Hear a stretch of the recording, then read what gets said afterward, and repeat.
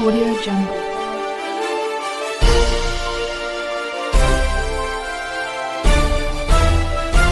Audio Jungle. 5 अगस्त 2019 को भारत ने एक अहम निर्णय में जम्मू कश्मीर में लागू अनुच्छेद 370 के विशेषाधिकार संबंधी प्रावधानों को निरस्त किया और जम्मू कश्मीर के भारत में संपूर्ण विलय का मार्ग भी प्रशस्त किया। अब लगभग 1 वर्ष बाद इस निर्णय के सकारात्मक परिणाम भी सामने आने लगे हैं। जिस क्षेत्र पर कुछ आतंकियों और अलगाववादियों ने अपनी निजी संपत्ति मानकर कब्जा जमा रखा था, अब उसी जम्मू कश्मीर की सूरत धीरे धीरे बदल रही है।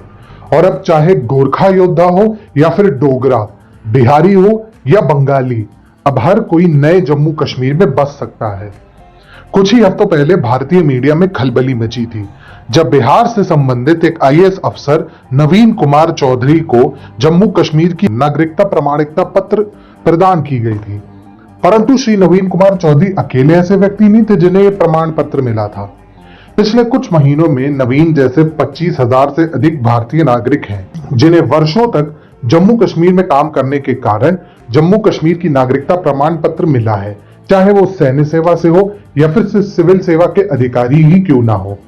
जिस प्रकार से जम्मू कश्मीर के केंद्र शासित प्रदेश के प्रशासन में भारतीय नागरिकों को क्षेत्र की नागरिकता प्रमाण पत्र मिल रहे हैं, उससे सिद्ध होता है कि अब हर भारतीय का जम्मू कश्मीर पर उतना ही अधिकार है जितना कि उस क्षेत्र के निवासियों का।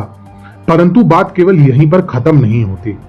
पिछले 1 महीने में क्षेत्र में कार्यरत 6600 से अधिक गोरखा योद्धाओं को इस क्षेत्र की नागरिकता प्रमाण पत्र प्रदान की गई है।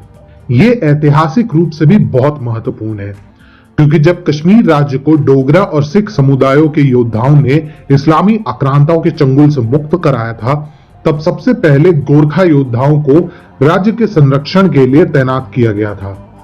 अब एक बार फिर इन वीर योद्धाओं को जम्मू कश्मीर में बसाया जा रहा है। पर यह निर्णय इतना अहम क्यों था? इसके लिए हमें अनुच्छेद 370 के निरस्त प्रावधानों की ओर नजर डालनी होगी। अनुच्छेद 370 के प्रावधानों के अनुसार जम्मू कश्मीर को विशेषाधिकार प्राप्त था, जिसके अंतर्गत भारत के अन्य किसी भी क्षेत्र का कोई भी व्यक्ति यहां न बस सकता था और न ही किसी संपत्ति पर अपना अधिकार जमा सकता था। इतना ही नहीं, यदि इस राज्य की लड़कियां किसी अन्य राज्य के युवकों से विवाह करती तो वह उसी क्षण से जम्मू कश्मीर में अपनी संपत्ति और अपने नागरिकता का अधिकार खो देती थी। यानी कम शब्दों में एक भारतीय अपने ही देश के क्षेत्र में ना बस सकता था और ना ही संपत्ति का अधिकारी हो सकता था।